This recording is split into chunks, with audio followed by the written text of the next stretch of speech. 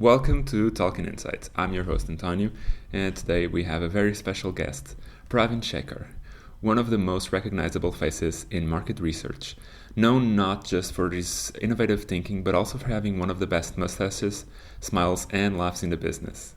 He really fills the room. Pravin's reputation as a rogue marketer reflects a career built on bold moves, creativity, and pushing boundaries. From launching Crea to leading inspiring talks around the globe, is someone you definitely will remember. So thank you for being here, and I hope you enjoyed this conversation.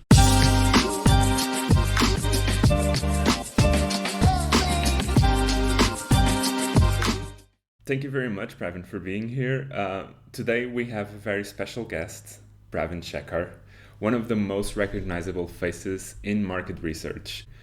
My first question is, what first drew you to market research, and how did you start it? Why market research? How did it start for you? Oh, lovely. So, market research, I started my career as a part time field interviewer, Antonio. This was in 1993. And I got a job to do 40 interviews a day, and it was only face to face those days. My target for the day, and my supervisor would give it to me, and I used to cycle house to house in that particular area, conduct the 40 interviews. Do you know how much I was paid at that point? I was paid the equivalent of 50 cents Oh wow. that day per day, but it was handsome money because India was a different India at that particular point, Antonio. That was my start as a field interviewer. The following year, again during my summers, I did it for the levers. So by the time Dun and Bradstreet, which at that point owned AC Nielsen and IMS Health, which is now IQVIA, came calling for a campus recruitment, I was right up in center, having executed a few projects live, having certificates for data collection. So that's how I started my career. That's great. And for my understanding and I did a bit research on your career and what you've done. You always had led the breakthrough through like rogue decisions. The unexpected routes that you take. Can you share a moment that those decisions led to a breakthrough in the industry or in the company Oh, that you were dealing? happy to. I turned an entrepreneur very early, and not just an entrepreneur, Antonio, a parallel entrepreneur, which gives you the option to continue your experiments. And one such experiment was in the year 2000, launching an online panel in India, which, in my opinion, in the Indian market research or the tech industry, would have been the first company to be born, stillborn. I was way ahead of the curve to start something specific to the Indian market. And so it had to be shelved. But I kept talking about it, attending conferences, the Esomar mobile guidelines, online guidelines, etc. That my wife at one point said, either stop talking about it or do something about it, which is why after 8 years, another avatar came in, which is now one of India's leading health access bases called Kriya, which is one of my companies. So that was one. The second aspect, if you look at, is continuing to evangelize. A lot of companies want to come to India, Antonio, but they keep making the same mistake that I worked with somebody, but it didn't work out. So, on behalf of the Market Research Society of India as well as Esomar, I'm one of the evangelists going to town saying work with trusted partners, work with partners who are members of research associations who subscribe to the ICC Code of Conduct. Don't just go by the price. And you might say, what's so innovative about it? Suo moto is the innovation that I took it upon myself to go ahead to the market and say, don't just work with any company, because then you come back and saying I worked and it didn't kind of work out.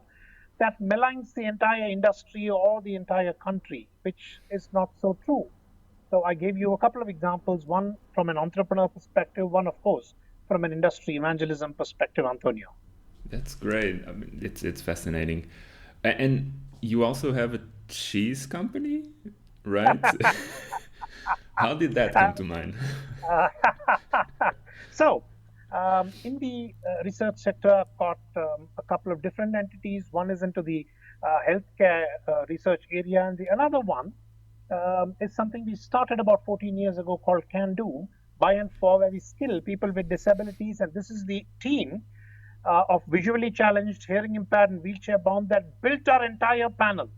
Because in India, it's not just enough to send you an email. We have to call, double check, triple check, get the IDs, get the KYC, know your customer, know your part, and that entire thing for years and continues to be built.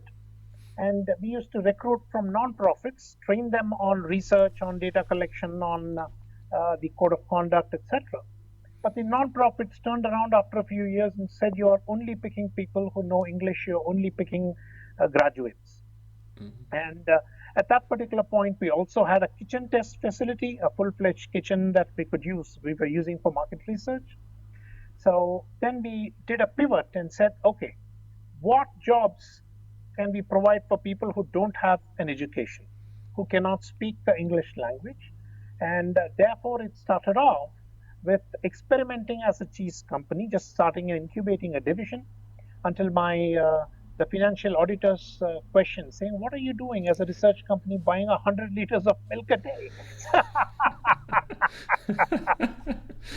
After the incubation was a success, we hived it off as a cheese company, and those innovations continue. I continue to invest outside the research sector. The other one is a beeswax product company that's going to come up by and for people with spinal cord disabilities. And Antonio, I firmly believe that the more you venture slightly outside the research network and the insights network, it all comes right back into our own industry.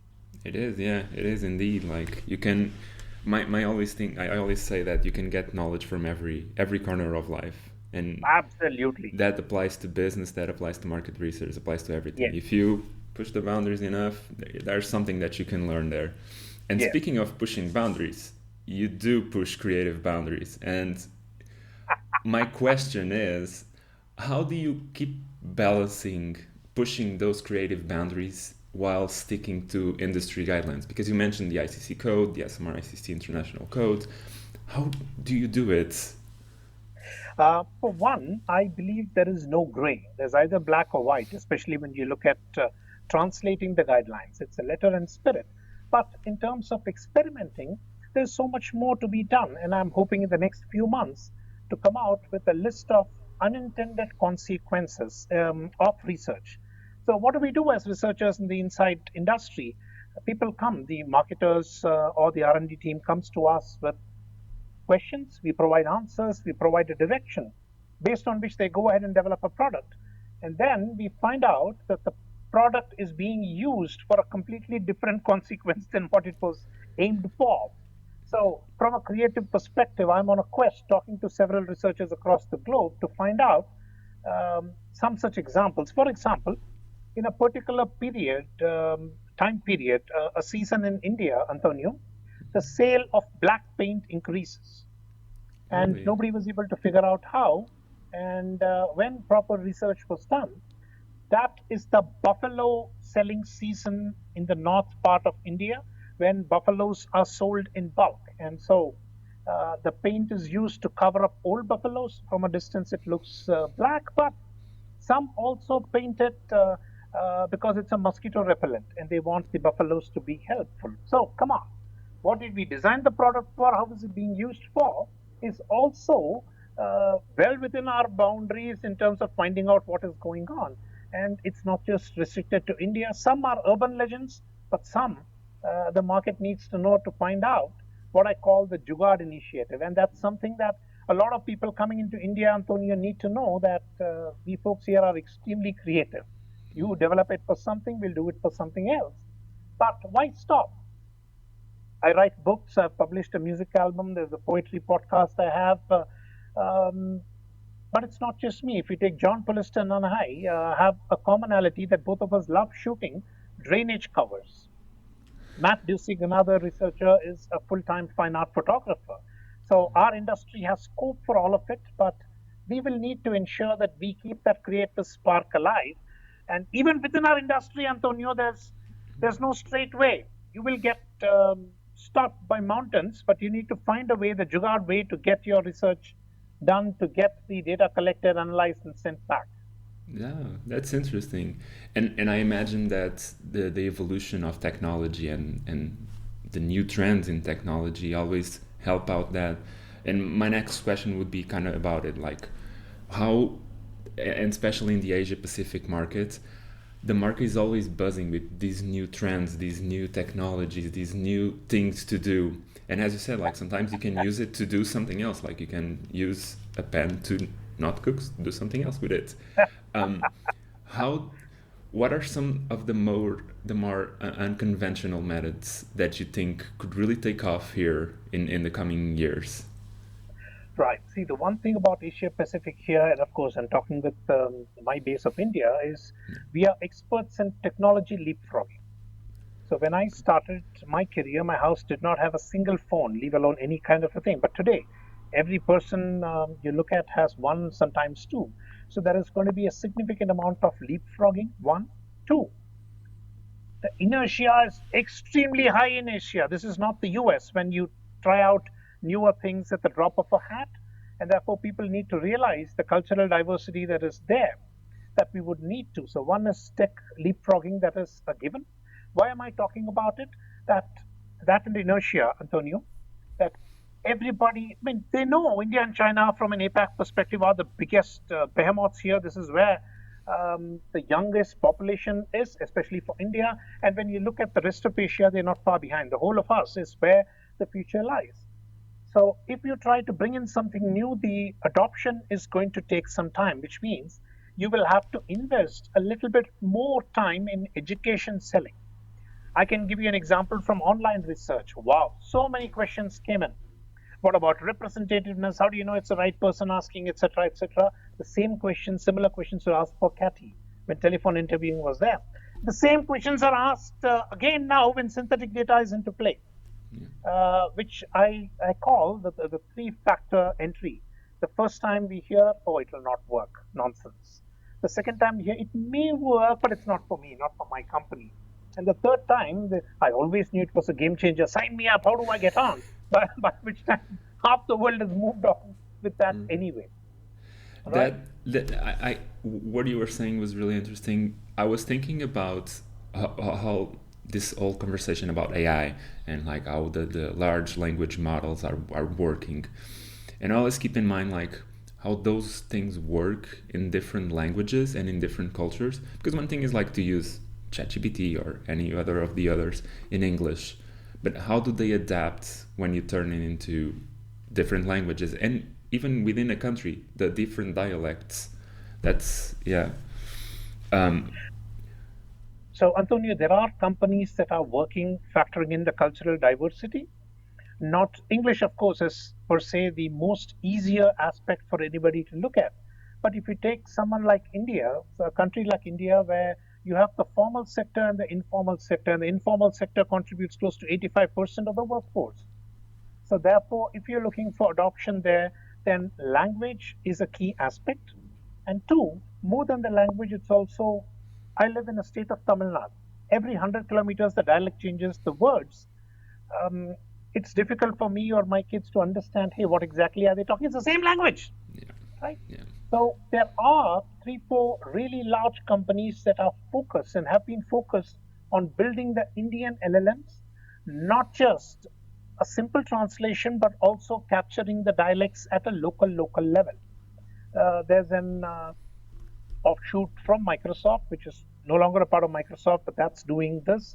There is Kritrim, India's own AI LLM base that they are working on. So a lot of work is happening, but a lot of work is also happening in the SLMs. The whole world is after LLMs. Well, in India, it's the SLMs that are going to rule the roost. So you're not talking about millions of tons of data, but what is necessary here, given the universe for that particular market, SLMs are going to rule the roost. That's my take, and that's my bet as an investor.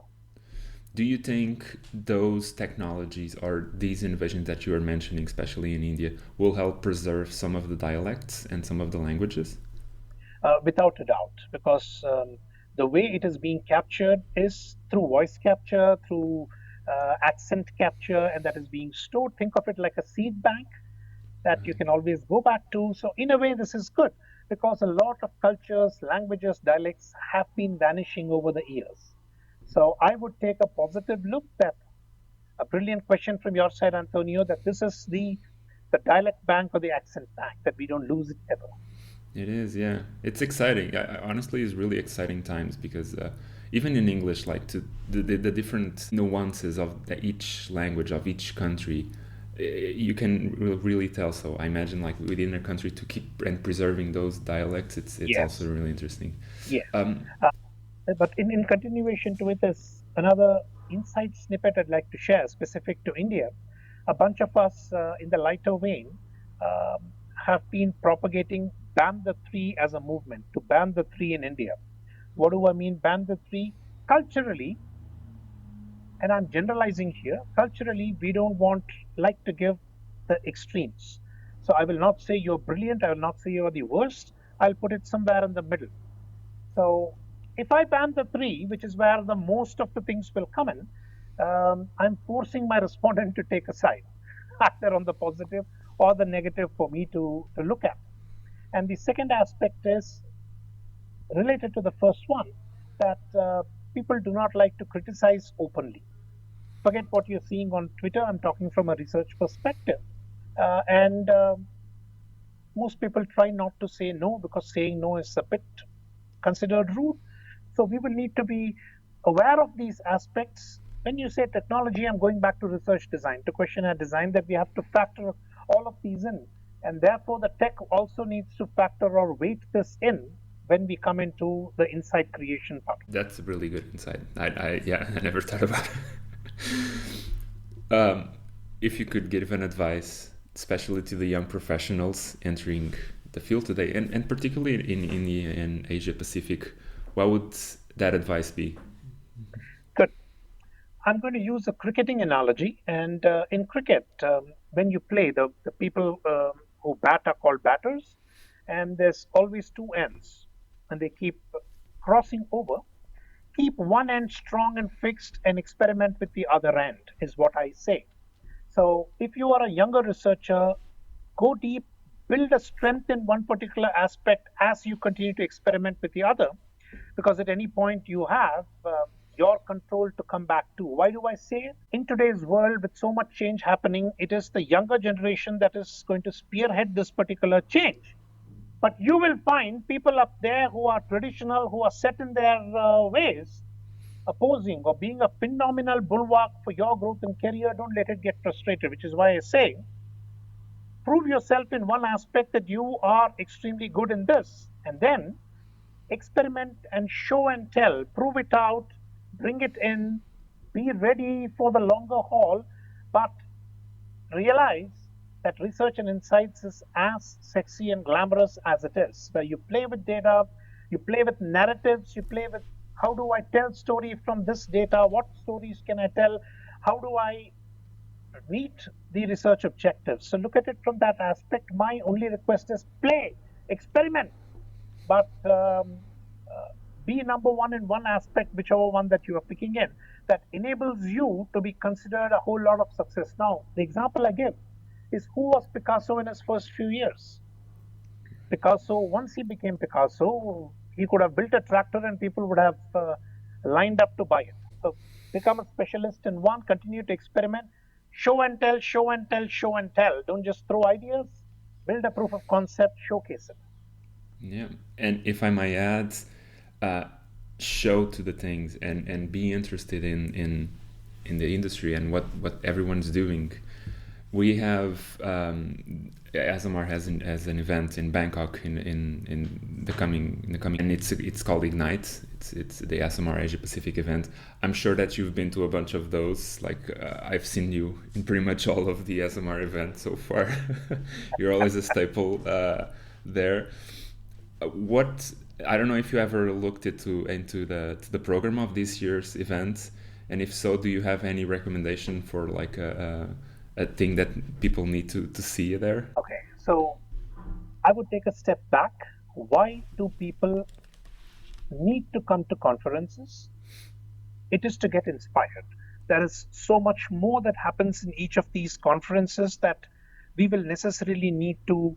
Uh, I come in for osmosis.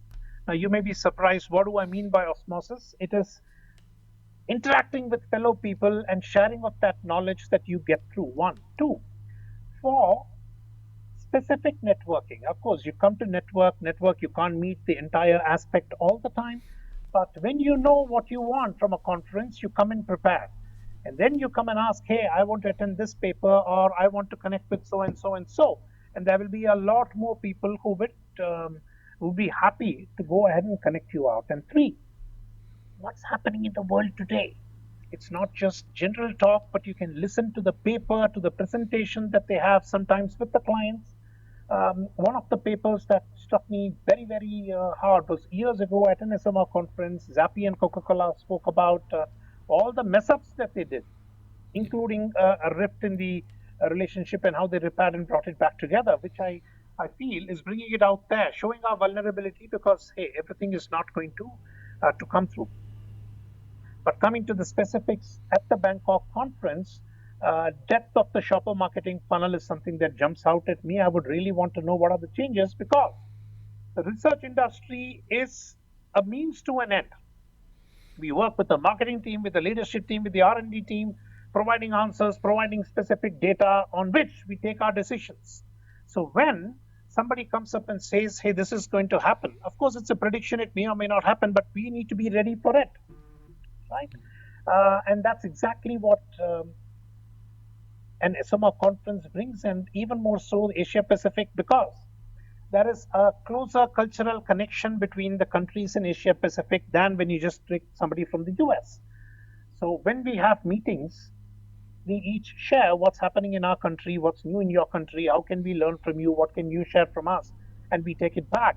So every time I come out of this conference, my head is buzzing, my notes are full with what do I need to do, what do I need to experiment with, whom do I need to connect with, what can I do to come through, right? And the status of this is it's always a competition. Should I attend a paper? Should I have a separate side-on meeting? But the APAC conference per se allows for everything with the evening plan and the welcome reception and a whole lot. Those are some aspects that definitely will pull me in. But for me, APAC has been the staple that brings together a lot of countries locally and gives me an avenue to learn firsthand and also to share what's happening and form partnerships. That's great. And that's why we do it, honestly. It's to inspire the industry and to bring people close together so they can share and learn with each other. That's why we do it. Well, thank you so much for this. It was really interesting. I always say this. We are like I have like a specific time to do this interviews, and it always exceeds. But yours was really interesting. I always have fun listen to all your talks, and thank you so much for being here. Honestly. Oh, my pleasure, António. It was lovely conversing with you, and all the very best. Thank you very much for you too, for you as well. And that's all for today. Again, a big thank you to Pravin for being the absolute legend that he is and taking the time for coming to the show. As we mentioned in the conversation, the next Esomar conference is just around the corner, and this time we're arriving in Bangkok for the Ignite conference. As we mentioned in the conversation, the next Esomar event is just around the corner, and this time we're arriving in Bangkok for the Ignite conference. Expect it to be 3 full days of learning and networking and a whole lot of fun. If you're on your way to Bangkok, I'll see you around, and I hope you have so much fun. And as always, don't forget to like and subscribe to Talking Insights. We'll see you on the next one. Goodbye.